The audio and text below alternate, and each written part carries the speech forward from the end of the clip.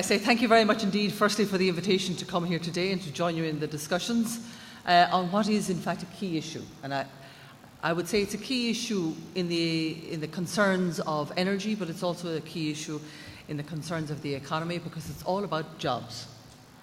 This is one of the messages that we talk about, is that this is where the jobs and the job growth in Europe is going to take place if we can get our policy structure right and if we can get our funding stream right as well. I'm going to go through a few slides. I will leave the slides, so if they're a bit busy, please don't worry about not being able to see them. But I think in response to some of the questions that were already asked this morning, it's useful for us to think, why are we going down this track of changing our energy system in the European Union? Because it's very hard work, and it would be a lot easier to maintain the status quo. But maintaining the status quo is not possible for a number of reasons. Europe is dependent on importing its fuel sources to the tune of about 65 to 70%. Despite the size of the European Union, we are price takers rather than price makers. So if the price of oil or the price of gas goes up on the world market, we pay more. If it goes down, which is rare, we pay less. So we have no control over the price of the biggest input to our energy expenditure, and that means that we are in a very insecure position in terms of stability of the impact of energy prices on our economy. The second issue is that because we import our fuel, we send very large sums of money out of the European Union every year. At a European Union level, it's about 375 billion euros a year. In Ireland, it's 6 billion euros a year, which is twice the amount of money that leaves the country to pay interest on the sovereign debt. If that money could be retained in Europe, just think what the job creation potential we could make of it, including using it for indigenous sources of energy. A key issue going forward, both for industry and for consumers, is how affordable energy prices are. Notwithstanding the fact that our philosophy is that energy efficiency comes first, we should use only as much energy as we need and even less than that. And if you're going to use energy, make it renewable. And of course, we have a concern about climate change. Europe is in a leadership position on that. The reality is, of course, that Europe represents about 11% of greenhouse gas emissions globally. If we achieve our targets for 2020 and 2030, that will reduce by about half, but of itself is not going to stop climate change. Climate change will be impacted by the actions or lack of actions of the rest of the world, as well as our actions in the European Union. So in order to make this become a reality, we've put in place a policy framework, which I think is rather well known, the famous 2020 targets for 2020. And where are we now? Notwithstanding the vote of the Parliament last week on the backloading, we are well on track to achieve the 20% reduction in greenhouse gas emissions. In the area of renewables, and we issued a report on this about 2 or 3 weeks ago, we are more or less on track. I say that because in the area of renewables, it's not a linear increase, it's an exponential increase. So the effort that will be required as we get closer to 2020 is higher than the effort today. We're on track today, but we have to be very conscious of the effort that will be needed going forward. And in the area of energy efficiency, unfortunately, we're not on track. We are perhaps at the level of 17, maybe 18% of the 20% target. We have agreed now what it is we mean by 20% energy efficiency. It means a maximum of 1,474, and you can see that you could only get a figure like that on the basis of serious negotiation with 27 member states and the European Parliament. That we didn't have a decimal place in it is amazing. But in actual fact, today we're at 1,583. So we have some way to go. And it's worth the effort, because energy efficiency in the European Union has a real value. Just look at these numbers. It would save us 2.6 billion barrels of oil imports every single year. That equates to almost 200 billion euros a year. It's the GDP of Portugal. notwithstanding that Portugal is in a programme and is struggling a little bit at the moment. It's a lot of money. So the prize is a very real one, and that's what we're striving to achieve. Are we going in the right direction? Well, notwithstanding the current crisis, you can see from this, I hope you can see the graph, that in actual fact sectoral consumption of energy is increasing. There was a small dip in industry between 2009 and 2010, but the rate of increase is upwards for all of the other sectors, transport, services and residential. So clearly we have a challenge before us there. And if we look at where are the opportunities in terms of the challenge, clearly the finger points to buildings. This is where the real opportunity exists in terms of getting real savings, real efficiency and a real impact on the ground. And just to remind ourselves, what are we talking about in the European context? Well, in Europe we have approximately 25 billion square metres of built space. It's about the size of the land mass of Belgium. And a quarter of those buildings are not residential. So 3/4 are residential. Just to give you an idea, what's the energy mix in the different parts of Europe? And you can see that coal is very predominant, oil is very predominant, and of course gas is ubiquitous in terms of especially space heating across the European Union. What's the floor area share? And it's interesting, I found this graph very interesting when it was first presented to me, to see Ireland at the top in terms of the amount of space per single family.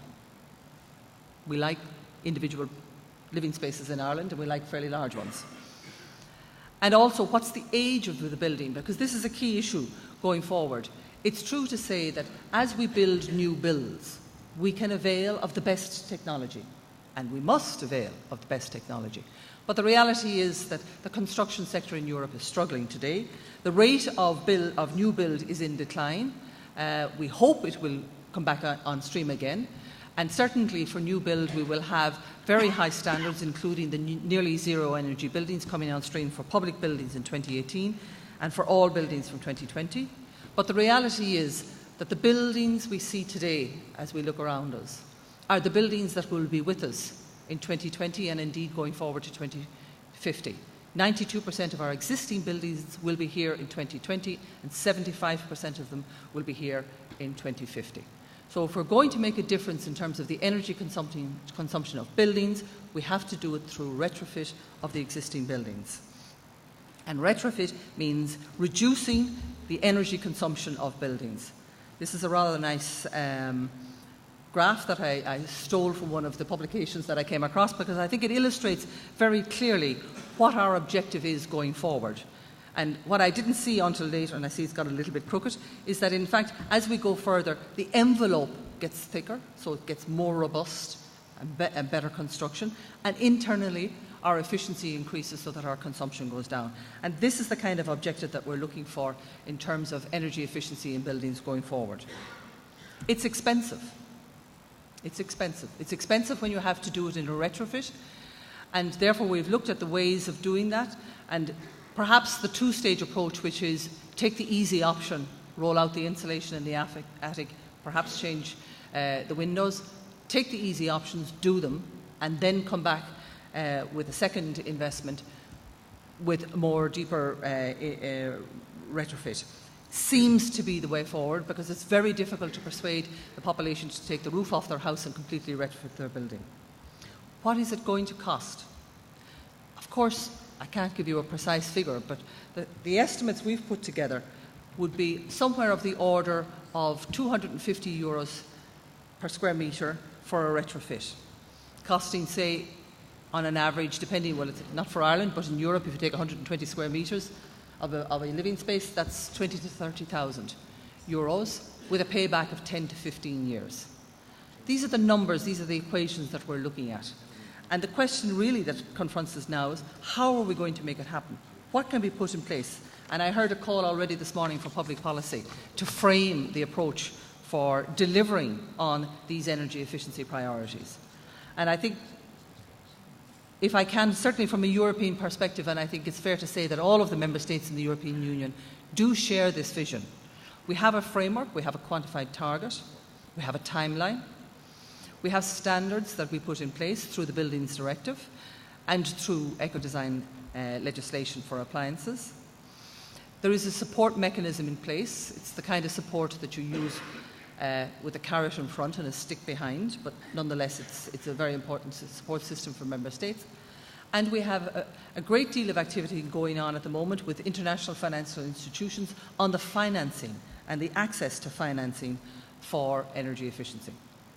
I'll go through this very quickly because I'm sure you've all studied the legislation in great detail. We have legislative provisions in place coming on stream now from the Energy Efficiency Directive, looking at sectoral measures, the public sector, households, the services sector, the supply sector, and industry itself, as well as other supporting mechanisms that will promote energy efficiency. The legal framework, for example, requires member states to develop a long-term strategy for the renovation of the national housing stock. This we see as a key issue because by the early part of next year, member states firstly will need to do a stock take, a fairly realistic stock take. What do we have? And therefore, that defines the limit of the challenge that they are confronted with. And as part of that process, to identify who are the actors, who are the partners they're going to work with, and what is the financial mechanisms that can be put in place to make it happen. As a leader in that process, member states themselves have a target of 3% retrofit of their public buildings. In addition, we have the energy efficiency obligation on suppliers, the power sector. We're very keen and very enthusiastic about that when it first came forward. And we have, as I say, the targets in our buildings legislation on nearly zero energy buildings. Part of the process that we're looking at, and just to give you some timeline, is this month, April, this year, we will receive from the member states their own national targets on energy efficiency. We will accumulate them and make a report to the heads of governments in June. Our expectation is that when we add the numbers up, it will not reach 20%. I hope we will be disappointed and that there will be so much enthusiasm out there that we will actually achieve 20%. But if we don't make 20%, then we will have to take further measures because we cannot let the opportunity of the savings that I've already highlighted and the jobs that we can create in Europe be lost by lack of ambition. So part of the process, what we're doing with the member states, is looking at the targets, looking at their own national action plans and monitoring the delivery on each and every one of those as it goes forward. A key element, of course, is funding.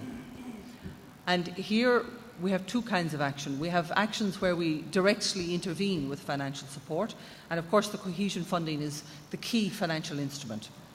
Not finalised yet because we're still in the last stages of debate and discussion both with the Council and the Parliament and the budget, but going forward the penciled in amount of money for energy efficiency in the next financial cycle is 17 billion euros. So it's not a lot, but it's not a bad start to have that available. In addition, we're looking at about 6.5 billion euros for research into energy efficiency, low carbon energy, and the rollout of the technologies into the real market. And with the European Investment Bank, who is effectively a partner bank with the European Commission, there has been a 50% increase in funding over the last number of years. They're now at the level of about 2 to 3 billion per year in the area of energy. And for example, through the instruments that we have made available, the ELENA, this is a grant system to support developing the project, because you all know how expensive it is and how time-consuming it is to develop a project. So this is an area of support that we expressly provide to local authorities. And the more recent instruments that we have, which is the European Energy Efficiency Fund, which is a pan-European investment fund. It's available across all 27 member states, and indeed we would hope that as a model it can be replicated in other parts of Europe, including, for example, here in Ireland, because I know Ireland is currently putting together a similar type of structure for funding. In the end of the day, however, Funding will come from the private sector. The public funds, public budgets don't have enough money to pay for it.